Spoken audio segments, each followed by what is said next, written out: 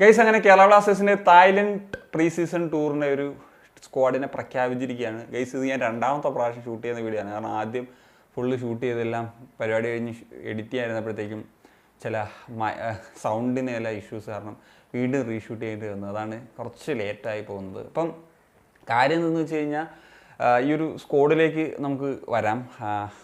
ഒരു ചില പ്ലേയേഴ്സിനെയൊക്കെ മിസ്സിങ് ആയിട്ടൊരു സാഹചര്യമാണല്ലോ ഉള്ളത്.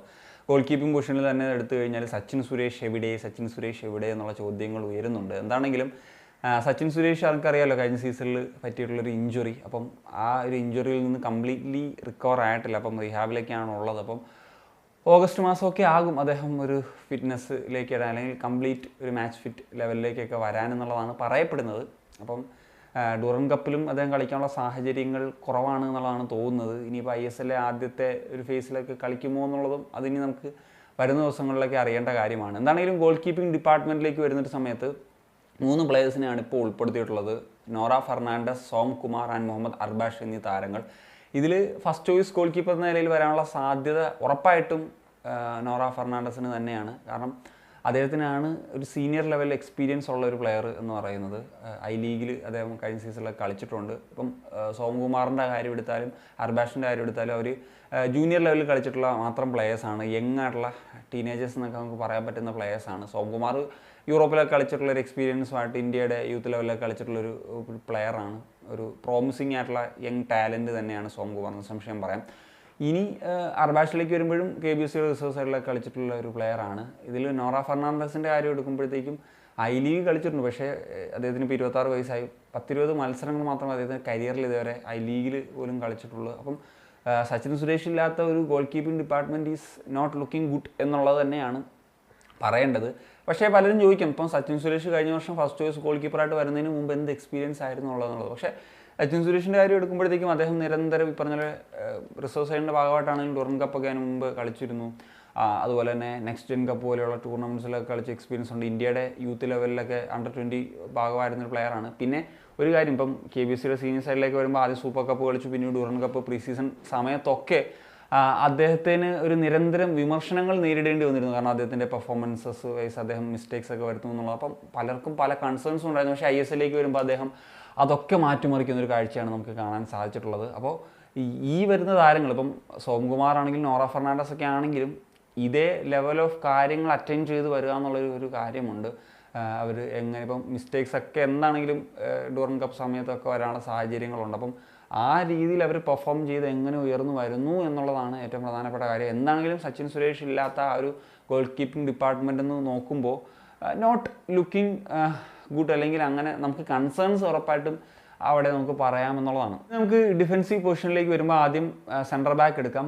മിലോസ്, പ്രീതം ആൻഡ് ഹോമിപ്പാം എന്നിവരാണ് ഉള്ളത്.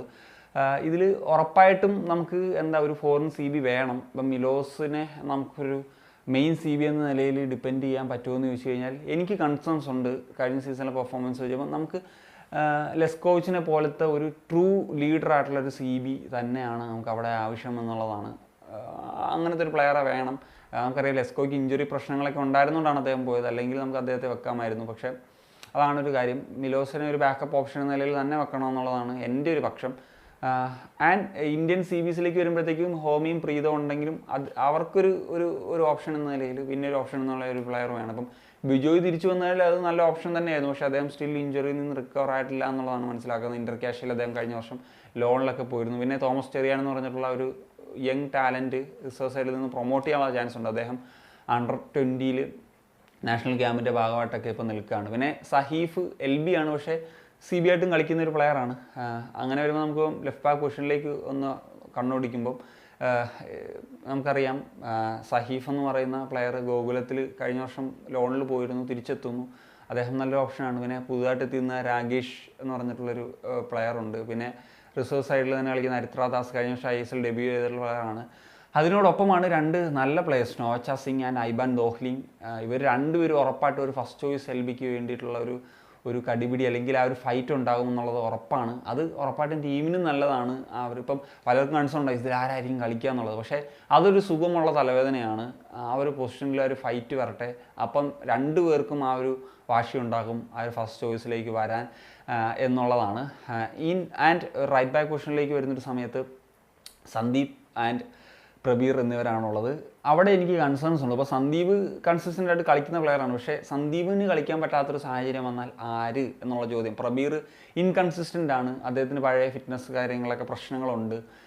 അതുപോലെ തന്നെ അദ്ദേഹത്തിന് നിരന്തരം ബ്ലണ്ടേഴ്സൊക്കെ വരുന്നതാണ്. അപ്പം അവിടെ ഒരു പ്ലെയറെ വേണം. ഇത് പലപ്പോഴും പറഞ്ഞിട്ടുള്ളതാണ്. അപ്പം ഒരു താരത്തെ ഇൻ കേസ് ഐ ലീഗിലെങ്കിലും നന്നായിട്ട് പെർഫോം ചെയ്യുന്നൊരു താരത്തെ നമുക്ക് വെക്കണം അല്ലെങ്കിൽ വേണം എന്നുള്ളത് തന്നെയാണ് എൻ്റെ ഒരു അഭിപ്രായം. നമുക്ക് മിഡ്ഫീൽഡേഴ്സിലേക്ക് വരാം. മിഡ്ഫീൽഡേഴ്സ് നമുക്കിപ്പം പ്രത്യേകിച്ച് ഹോൾഡ് മിഡ്ഫീൽഡിൽ ഒരു ബഞ്ച് ഓഫ് നല്ല പ്ലെയേഴ്സ് ഉണ്ട്. ഇപ്പം ജിക്സൺ സിംഗ്, വിപിൻ മോഹനൻ, മുഹമ്മദ് അസർ, ഡാനിഷ് ഫെറൂഖ്, ഫ്രെഡി, യൊഹിംബ മീത്തെ അങ്ങനെ തുടങ്ങി നല്ല പ്ലെയേഴ്സ് ഉണ്ട്. അതുപോലെ തന്നെ എബിൻ ദാസും ജോയിൻ ചെയ്യും. അദ്ദേഹം അണ്ടർ-20 ക്യാമ്പിലാണ് ഉള്ളത്. അപ്പോൾ നമ്മൾ കുറച്ച് വർഷങ്ങളായിട്ട് ഇന്ത്യൻ പ്ലേയേഴ്സിനെയാണ് അവിടെ ഡിപ്പെൻഡ് ചെയ്യുന്നത്. അതുകൊണ്ട് തന്നെ നമുക്കൊരു ഇന്ത്യൻ പ്ലേയേഴ്സാൽ നല്ലൊരു റിച്ച്നെസ് ഉള്ളൊരു പൊസിഷൻ എന്ന് പറഞ്ഞാൽ ഉറപ്പായിട്ടും ആ ഒരു ഹോൾഡ് മിഡ്ഫീൽഡ് പൊസിഷൻ ആണ് എന്നുള്ളതാണ്. ഇതിൽ പ്ലേയേഴ്സൊന്നും പോകാതിരിക്കട്ടെ എന്നുള്ളതാണ് തീർച്ചയായിട്ടും ആഗ്രഹിക്കുന്നത്. ഇനി നമുക്ക് അറ്റാക്ക് മിഡ്ഫീൽഡേഴ്സ്, വിങ്ങേഴ്സ് എന്ന് പറയുന്ന റോളിലേക്ക് വരുമ്പം എഡ്രിയാൻ ലൂണ എന്ന് പറയുന്ന താരം, അദ്ദേഹം നമുക്കറിയാം, നമുക്ക് ഒരിക്കലും ഒഴിവാക്കാൻ കഴിയാത്തൊരു താരമാണ്. അദ്ദേഹം ലെഫ്റ്റ് വിങ്ങിലും അല്ലെങ്കിൽ ഒരു AM റോളിലൊക്കെ കളിക്കുന്നൊരു പ്ലെയറാണ് എന്നുള്ളത് അറിയാം. അതിനോടൊപ്പം ഇപ്പം ലെഫ്റ്റ് വിങ് പൊസിഷനിലേക്ക് വരുമ്പോൾ നോവ എന്ന് പറയുന്ന ഒരു സൂപ്പർ താരത്തിൻ്റെ അഡീഷൻ വരുന്നു. ഇന്ത്യൻ പ്ലേയേഴ്സിൻ്റെ കാര്യം എടുത്താലും കഴിഞ്ഞ സീസണിൽ നന്നായിട്ട് പെർഫോം ചെയ്തിട്ടുള്ള ഐമൻ ഉണ്ട്. ബ്രൈസ് ലോൺ കഴിഞ്ഞിട്ട് തിരിച്ചെത്തുന്നുണ്ട്. അതുപോലെ തന്നെ ബികാഷ് ഷിംന മുഹമ്മദിൽ നിന്ന് കഴിഞ്ഞ സീസൺ നമ്മൾ സൈൻ ചെയ്തിരുന്നെങ്കിലും കളിച്ചിരുന്നില്ല, ലോൺ വിട്ടിരിക്കുകയായിരുന്നു. അദ്ദേഹം തിരിച്ചെത്തുന്നു. രാജ മാവിയ എന്ന് പറഞ്ഞിട്ടുള്ള മറ്റൊരു താരം ഐസ്വാളിൽ നിന്ന് സൈൻ ചെയ്യുന്നു. അങ്ങനെ കുറേ ലെഫ്റ്റ് വിങ്ങിൽ കുറേ നല്ല പ്ലേയേഴ്സിൻ്റെ ഒരു സാന്നിധ്യമുണ്ട്. എന്നാൽ റൈറ്റ് വിങ്ങിലേക്ക് വരുമ്പോഴത്തേക്കും കൺസേൺസ് ഉണ്ട്. ഇപ്പോൾ രാഹുൽ KP ഗോൾ കോൺട്രിബ്യൂട്ട് ചെയ്യുന്നില്ല എന്നുള്ളൊരു പ്രശ്നമാണ്. സൗരവ് കഴിഞ്ഞ സീസണിൽ നന്നായിട്ട് കളിച്ചിരുന്നു. പക്ഷേ ഈ സീസണിലേക്ക് വരുമ്പോൾ ആ ഒരു കൺസിസ്റ്റൻസി പുലർത്തുമോ എന്നുള്ളത് നമ്മൾ നോക്കണം. കുറച്ച് മിനിറ്റ്സേ അദ്ദേഹം കഴിഞ്ഞ സീസണിൽ കളിച്ചിട്ടുള്ളൂ. നിഹാൽ ലോണിൽ പോയി നിങ്ങൾക്ക് എല്ലാവർക്കും അറിയാമല്ലോ. പിന്നെ കോറോ സിംഗിൻ്റെ കാര്യം എടുക്കുമ്പോൾ അദ്ദേഹം അണ്ടർ-20 ക്യാമ്പിലാണ് നിലവിലുള്ളത്. അദ്ദേഹം ജോയിൻ ചെയ്യും എന്ന് പ്രതീക്ഷിക്കാം അതിന് ശേഷം, ആ ഒരു ഡ്യൂട്ടീസിനൊക്കെ ശേഷം. പിന്നെ ജോഷുവ സൊട്ടീരിയ ഒരു ഫോർവേഡ് നിലയിലാണെങ്കിൽ അദ്ദേഹത്തെ റൈറ്റ് വിങ്ങിലും ഒക്കെ യൂസ് ചെയ്യാനുള്ള സാധ്യതകളാണ് കൂടുതൽ. അത് എങ്ങനെ യൂട്ടിലൈസ് ചെയ്യുന്നു എന്നുള്ളത് ഉറപ്പായിട്ട് നോക്കി കാണേണ്ട കാര്യം തന്നെയാണ്. സോ റൈറ്റ് വിങ്ങിൽ ഉറപ്പായിട്ട് ഒരു ഇന്ത്യൻ പ്ലെയറുടെ ഒരു അഡീഷൻ കൂടി വേണമെങ്കിൽ ഒരു ബാലൻസ് വരുള്ളൂ എന്നുള്ളത് തന്നെയാണ് ഞാൻ വിശ്വസിക്കുന്നത്. ഇനി സെൻട്രൽ ഫോർവേഡ്സിലേക്ക് വരുമ്പോഴത്തേക്കും നേരത്തെ പറഞ്ഞാൽ ജോഷുവ സൊട്ടീരിയ അവിടെ വെക്കാൻ പറ്റുന്ന പ്ലെയറാണ്. അതിനോടൊപ്പം തന്നെ ക്വാമി പെപ്രയുണ്ട്. ആൻഡ് ഇനി ഇന്ത്യൻ പ്ലെയേഴ്സിൻ്റെ ഒരു പേരുകളാണ് ഇഷാൻ പണ്ഡിത. കഴിഞ്ഞ സീസണിൽ അവസാനമൊക്കെയാണ് കൂടുതൽ ടൈം കിട്ടിയത്, പക്ഷേ നോ ഗോൾസ് എന്നുള്ള ഒരു കാര്യമാണുള്ളത്. അതുപോലെ മുഹമ്മദ് അയ്സൽ, അദ്ദേഹം കാഷിയിലാണ് കഴിഞ്ഞ സീസണിൽ കളിച്ചത്. കുറച്ച് ഗോൾസൊക്കെ സ്കോർ ചെയ്ത് അത്യാവശ്യം ഡീസൻ്റായിട്ട് പെർഫോമൊക്കെ ചെയ്തിരുന്നു. അതിനോടൊപ്പം തന്നെ MS ശ്രീകുട്ടൻ എന്ന് പറഞ്ഞ റിസർവ് സൈഡിൽ നിന്ന് ഉള്ള താരത്തെ കൂടി ഈ ഒരു പ്രീ സീസൺ സ്ക്വാഡിൽ ഉൾപ്പെടുത്തിയിട്ടുണ്ട്. ഇദ്ദേഹത്തിലേക്ക് വരുന്നൊരു സമയത്ത് ഞാൻ ശ്രദ്ധിച്ച റിസർവ് സൈഡിൻ്റെ മാച്ചസിൽ എപ്പോഴും സ്കോറിങ്ങിലൊക്കെ വരുന്നൊരു പ്ലെയറാണ്. അപ്പം നമുക്ക് നോക്കാം അദ്ദേഹം എങ്ങനെ പ്രീ സീസണിലൊക്കെ ടൈമിൽ എങ്ങനെ പെർഫോം ചെയ്യുന്നു എന്നുള്ളത്. ടോട്ടലി നോക്കുകയാണെങ്കിൽ കൺസേൺസ് ഉള്ള പല പൊസിഷൻസും മേഖലകളും ഒക്കെ ഉണ്ട്. അത് പ്രീ സീസണിൽ എങ്ങനെ കോച്ച് ഐഡൻറ്റിഫൈ ചെയ്യുന്നു, അതെങ്ങനെ റെക്ടിഫൈ ചെയ്യാൻ ശ്രമിക്കുന്നു, അല്ലെങ്കിൽ അവിടെ റിക്രൂട്ട്സ് എങ്ങനെ നടത്തുന്നു എന്നുള്ളത് ഉറപ്പായിട്ട് നോക്കി കാണുന്ന കാര്യമാണ്. ഞാൻ പറഞ്ഞ പോലെ മേഖലകളിലൊക്കെ അഡീഷൻസ് വരണം എന്നുള്ളതാണ് ആഗ്രഹിക്കുന്നത്. പിന്നെ പലരും പറയുന്നതാണ് നമ്മുടെ പെപ്ര, ജോഷുവ ഒക്കെ പോകും, വേറെ പ്ലേയേഴ്സൊക്കെ ഒരു ഇത് പ്രീ സീസണിന് വേണ്ടി മാത്രമുള്ളതാണ്. പക്ഷേ എൻ്റെ ഒരു ഗട്ട് ഫീൽ എനിക്ക് തോന്നുന്നത് ഇവർ തന്നെ നിൽക്കാനുള്ള സാധ്യത തന്നെയാണ് എന്നുള്ളതാണ്. ഇനി ഒരു ചേഞ്ച് വരുമോ എന്നുള്ളത് എനിക്കറിയില്ല, എനിക്ക് അങ്ങനെ തോന്നുന്നില്ല. നമുക്ക് നോക്കാം, അങ്ങനെ സംഭവിക്കട്ടെ എന്ന് തന്നെയാണ് ആഗ്രഹിക്കുന്നത്. എനിക്ക് തോന്നുന്നത് ഇനി ഒരു സെൻട്രൽ ബാക്ക് അഡീഷൻ കൂടി സംഭവിക്കും എന്നുള്ളതാണ്. സോ ബട്ട് പേഴ്സണലി ഒരു പ്യുവർ നമ്പർ 9 എന്താണെങ്കിലും മാറണമെങ്കിൽ മാത്രമേ നമുക്ക് ഒരു ഇപ്പം ദിമിക്ക് പകരക്കാനായിട്ടൊരു പെർഫെക്റ്റ് നമ്പർ 9 ഒക്കെ വന്നാൽ മാത്രമേ നമുക്ക് കൃത്യമായിട്ട് ഒരു ഇത് ചെയ്യാം. ഒരു ചാമ്പ്യൻഷിപ്പിന് വേണ്ടി ഫൈറ്റ് ചെയ്യുന്ന ടീം എന്ന നിലയിൽ പറയാൻ പറ്റുമോ. അല്ലെങ്കിൽ ഈ പറയുന്ന പോലെ കോച്ചും പ്ലേയേഴ്സും ഒക്കെ പറഞ്ഞ പോലെ വേർഡ്സിൽ മാത്രം ഒതുങ്ങി പോകും, നമ്മൾ ഓരോ ട്രോഫീസ് നേടുമെന്നുള്ളതാണ് എനിക്ക് തോന്നുന്നത്.